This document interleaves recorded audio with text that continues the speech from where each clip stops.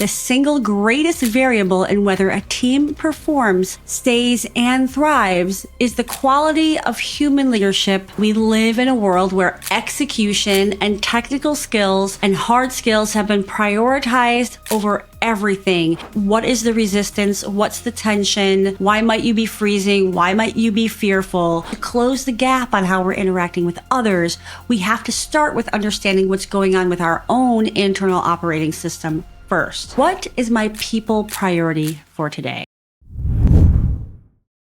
Hello and welcome to the Unlock Lab. I'm your host, Tosca DiMatteo, founder of Tosca Coaching and Consulting, and I'm so glad you're here today. Today, I want to talk to you about closing your people skill gap. Gallup's research shows that 70% of team engagement is attributable to the manager, not the company strategy, not the product, not the compensation. The single greatest variable in whether a team performs, stays, and thrives is the quality of human leadership by their experience daily. So if you weren't aware before, maybe this data gives you a little bit more reason why it's time to focus on the people skill gap that you have, or perhaps your team has. And there is a huge gap right now in terms of people skills in a number of fields for sure, and along a wide range of age groups, demographics, etc. And especially this gap exists in technical and analytical roles. We'll talk a little bit about why this might be the case. But my question to you is, have you been told that you need to work on your people skills? Or perhaps put differently, you've been told you need to work on the relationships you have in the office. If so, if you have been given any counsel or any directive in this regard, then sit tight because this episode is designed for you. First of all, if you've received feedback that you need to work on your people skills or you need to work on building relationships, I want you to know there is no shame in that. There's no reason to be embarrassed if you received that type of feedback. We all have things that we need to work on, and there's a lot of reasons why maybe there's a skill gap here. That's not your fault. I think what's more helpful than anything else is to just accept, hey, I've received this feedback and I know that this is an area of opportunity. It's no different than if you were to get feedback on a particular hard skill or technical skill that the organization wants you to be better at. So we all have areas to work on. And what's most important is your decision and your choice to work on those areas in order to get better results for yourself and for your team. And this brings me to this idea that, you know what, these skill gaps are not entirely your fault, especially as it relates to people skill gap. Now, yeah, maybe it's a skill set that you could have spent more time on, you could have spent more energy on, but also people skills are usually the last thing that organizations tend to prioritize, especially ones where the tech and the analytic experts are the heroes of the organization, where it's that innovation and that output that is prioritized. Let's be honest, right? We live in a world where execution and technical skills and hard skills have been prioritized over everything. And this has been happening for a long time. On top of that, quarterly results trump all. So this short-term focus and this very hard skills focus is really steeped in industrialization age and so on and so forth. So, you know, there's a reason why there's gaps in the marketplace right now. Our focus hasn't been on this. Not to mention training and development departments those budgets are the first to be cut when times are tough, when sales are down, when the business isn't performing according to Wall Street expectations or investor expectations, for example. And generally speaking, there is a lack of training when it comes to people skills across the board. And what's non-existent is human skills training, which is the very foundation of people skills. The human skills are the ability to deeply understand yourself and your thought and behavior patterns. And this is what helps you become better at people skills. So of course, there's a gap. So my guess is if you're still here listening to me, it's because you sense that you want something different for for yourself in relation to your ability to interact well with others and close that gap on your people skills. Perhaps in your personal life or your professional life. Either way, you came to the right place, because what I'm talking to you about here, you can absolutely apply in either situation. Today, I'm going to focus on the professional career side, leadership side of people skills, but you can take some of these questions I'm going to be asking you and apply them to your personal life for sure. So the first step in closing the people skill gap is to ask yourself, first and foremost, what are your goals?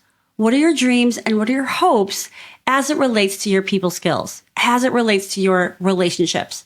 Again, these relationships can be with your boss, it can be with your teammates, it can be with your colleagues, it can be with relationships in your personal life. But really sitting back and asking yourself, what do I want? This is something that people don't really do. And so if you do this step, you will be really ahead of the game. And if it feels too hard to zoom way out and ask yourself, what do I want in terms of my relationships and how I want them to be different than they are today, then you can pick one relationship in your life that you want to have a better relationship with. And my guess is you want to pick the one that's kind of feeling the most tension or having the most trouble. And maybe that is a member of your team. Maybe that's your own boss, but just pick one. And ask yourself, what do I want this relationship to be? Because what often happens is we get stuck in what the relationship is and we forget that we want something else. And when we remember what we actually want and we're aware of it and cognizant of it, then we can have that intent with every interaction that we have with that person. And that alone can be game changing. Now, what I want you to do is imagine what would be different if you could have the relationship you were looking for. What would be different? Because again, especially with relationships we've had for a long time, we can get really jaded and we can tell ourselves, well, it can't be different. But what's important is to ask yourself, what do you think could be different if that relationship was different? And that might mean you would feel less stress in your life. Maybe it would mean you would feel more supported. You would have less tension internally. Maybe there'd be more collaboration, or even have a feeling of mutual respect if that relationship could be what you were hoping it would be. And I think keeping in mind that end game, like what could happen, is helpful, because this work isn't necessarily easy. And we have to keep in mind what we're hoping for. Oh, for example, we're hoping for like less stress. So if I do these difficult things, these difficult reflections, or have difficult conversations, then the outcome of that, it might be hard in the moment, but the result of that could be life changing to have that relationship dynamic better. So now that you've done this first step of figuring out what you want and start to think about what could be different as a result, the next step, the second step, is that once you have a sense of this, then you really need to put people skills on your agenda. It has to be on your to-do list, and you have to really make a commitment. It's not like anything else, right? When you decide you want to feel healthier and feel more fit, then you put that on your agenda, whether it's you're working on your nutrition or you're deciding to take time to go outside and go for walks or go to the gym, right? It's on your agenda. And the people skills has to be on your agenda for you to see a difference. And to be honest, this is why there is such a huge gap, because our bosses aren't asking us if we're making time for people. You know the saying, what gets measured gets managed. And oftentimes the people skills piece is not, but you know as a leader that it has to be on your agenda and that people have to be the first priority if you want to be a respected and effective leader who has a highly engaged team and a high performing team. So you may not be getting this messaging all the time, which is why it's not on the top of your priority list, but you know, because you're sitting here with me, that as a leader, this has to be first and foremost. So what I want to do before I go on to kind of share some of the ways that you can start closing the skill gap is I want to share a story with you to bring to life what's possible when you do this work. And I want to talk to you about a client of mine. We'll call her Angela for today. Angela came to me and she wanted to feel more confident in her interactions with her CEO. And together we did the work to understand, why did she freeze during certain conversations with him? Because there were times where she stood in her power and felt really confident. And then there were times where she completely froze. And in doing that deep dive excavation of what was going on, she was able to pinpoint that she was extremely insecure about one element of her financial responsibility in her role. And she recognized that what she had to do was to be less hard on herself and trust the work that she did to get to those financial numbers that she had to explain to her CEO. And she realized that she was getting really defensive whenever she was asked a question, and that what was going to serve her was to slow down and ask clarifying questions to really understand what her CEO was asking her.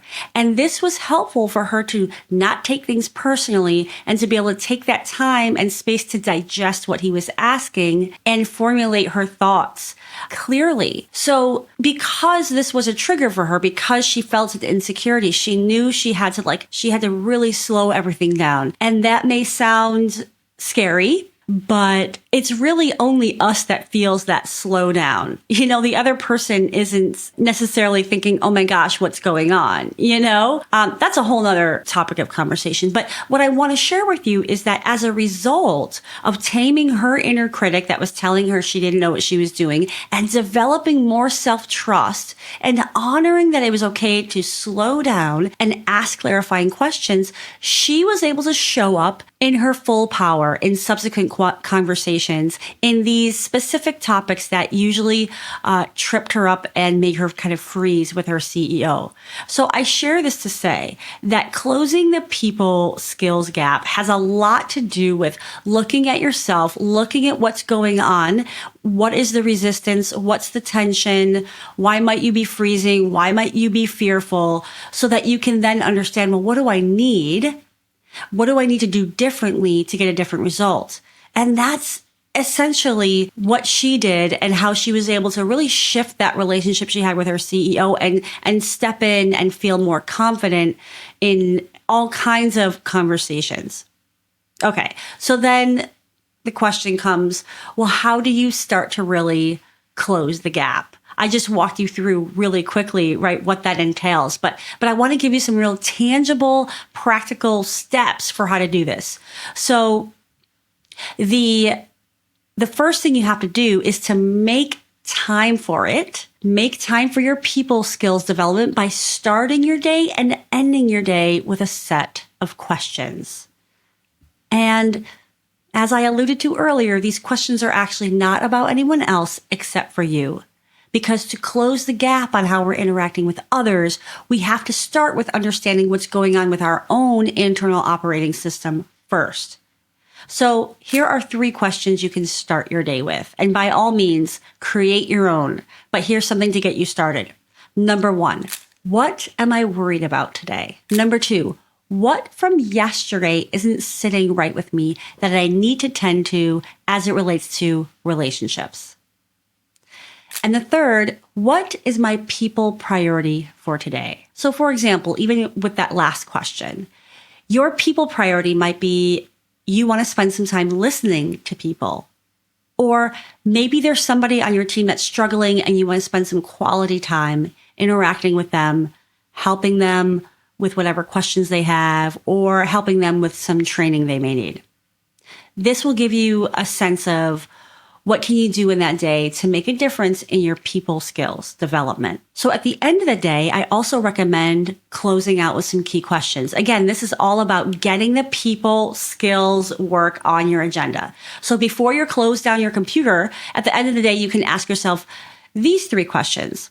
The first is, what do I feel proud about in terms of my people responsibilities today? And this is really important because it's important to see what our wins are in terms of our ability to interact with other folks, because I know you have a skill set in this arena. It just may not be exactly where you want it to be. The second question is, what interactions didn't go as I expected? And you can literally write this out and ask yourself, and start to go deeper with, it didn't go as I expected. What did I expect? What happened differently? All of those types of things. And then the third question is, what can I do differently tomorrow as it relates to experimenting with my people skills? And that word experimenting is so important, because you know what? When we're dealing with people, we're dealing with emotions, we're dealing with all that messy human stuff. It is an experimentation, and everybody is different. And so how we interact with different people is probably going to be different. If you're the kind of leader that believes that your job is to get out of the way for people to do their best work, and because everybody's motivated by different things, everybody's looking for different things from you, that means that your approach to each person is going to be a little bit unique. It's like each platform might need a different coding system. There's different solutions for different problems and different opportunities. So remember that. It's not a one-size-fits-all if you want to be a really effective leader with each of your team members. Look, just getting in the habit of doing this at the start of your day and the end of the day is going to be game changing, because not only will it help you prioritize this skill development, but it will also help with your awareness of what's happening when it comes to your interactions with others. And awareness is the very first step in making change, any kind of change, whether that's in your health arena or whether that's in relationships or what have you, right? We can't work on something that we don't know. We don't have awareness of what needs work. So again, asking yourself these 3 questions, the beginning of the day or the end of the day, is going to really help you tremendously. And look, if 3 questions feels like you ain't got time for that, then start with 1 question. Start with what feels approachable, and you can continue to build on that. So my next piece of advice to you, as you're starting to make time for this in your world, is ask yourself who you think does this well. Who has people skills that you admire? And by looking at that, by asking yourself this, and it might be in the workplace, it might be outside of the workplace, but ask yourself what you admire about those skills and get specific about it, because what that will show you is what you want for yourself. And what that will show you is what you value in how other people lead and how that makes you feel. And if you want to do more information gathering, if you want to gather more data points, you can even meet with those people that are on that list to learn more about how they approach the relationship and people part of their job. This can be not only inspirational, but give you some great ideas about things that you can experiment or do differently in order to build stronger relationships with your team.